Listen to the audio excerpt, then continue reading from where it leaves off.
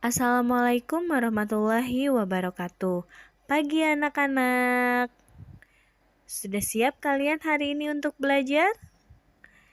Sebelum kita belajar, marilah kita membaca basmalah bersama-sama. Bismillahirrahmanirrahim.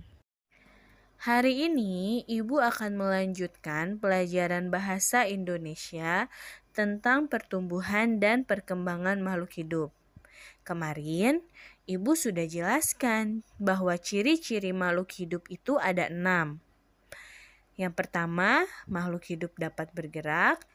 Yang kedua, makhluk hidup dapat bernafas. Dan yang ketiga, yang akan Ibu bahas hari ini, bahwa makhluk hidup mengalami pertumbuhan. Pertumbuhan artinya bertambahnya ukuran tinggi badan dan berat badan. Pertumbuhan manusia dipengaruhi oleh makanan yang bergizi dan juga kebiasaan olahraga. Oleh karena itu, menjaga pola makan dan olahraga teratur merupakan cara yang baik untuk menjaga kesehatan. Contoh pertumbuhan makhluk hidup. Yang pertama, pertumbuhan manusia. Manusia dimulai dari bayi, balita, anak-anak, remaja, sampai dewasa. Faktor pertumbuhan dan perkembangan manusia. Pertumbuhan dan perkembangan manusia dipengaruhi oleh beberapa faktor. Faktor yang pertama yaitu makanan bergizi seimbang. Makanan bergizi seimbang mengandung zat gizi yang diperlukan oleh tubuh.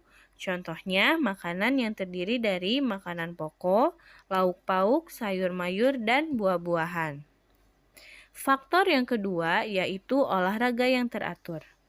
Olahraga dapat menjadikan tubuh menjadi lentur, sehat, dan kuat. Olahraga juga dapat melancarkan peredaran darah. Contoh olahraga yang dapat kita lakukan itu misalnya jalan pagi, senam, atau lompat tali. Faktor yang ketiga yaitu udara yang bersih dan lingkungan yang sehat. Manusia memerlukan udara bersih untuk bernapas. Udara bersih tidak mengandung bahan pencemar seperti asap dan debu. Lingkungan yang sehat dapat membuat kita menjadi nyaman. Faktor yang keempat yaitu sinar matahari. Sinar matahari dapat membantu tubuh menghasilkan vitamin D. Vitamin D sangat baik untuk kesehatan tulang dan gigi. Faktor yang terakhir yaitu istirahat yang cukup. Tubuh kita memerlukan istirahat agar segar kembali untuk melakukan kegiatan yang baru. Lama waktu tidur yang dibutuhkan manusia bergantung pada usianya. Orang dewasa memerlukan waktu tidur 7-8 jam sehari. Anak-anak memerlukan waktu tidur yang lebih lama dari orang dewasa. Contoh pertumbuhan makhluk hidup selanjutnya yaitu adalah daur hidup ayam. Ayam dimulai dari telur menetas menjadi anak ayam tumbuh menjadi ayam dewasa. Selanjutnya ada kucing. Kucing dewasa melahirkan anak kucing tumbuh menjadi kucing muda, dan yang terakhir kucing dewasa. Contoh pertumbuhan makhluk hidup yang lainnya itu adalah tumbuhan.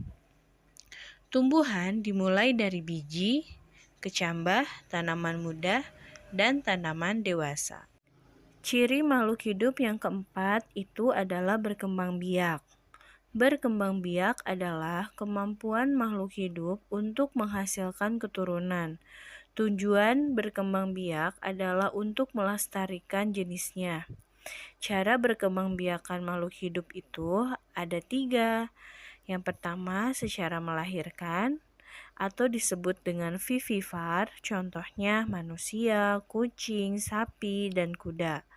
Yang kedua, secara bertelur atau ovipar, contohnya ayam, bebek, burung, dan ikan.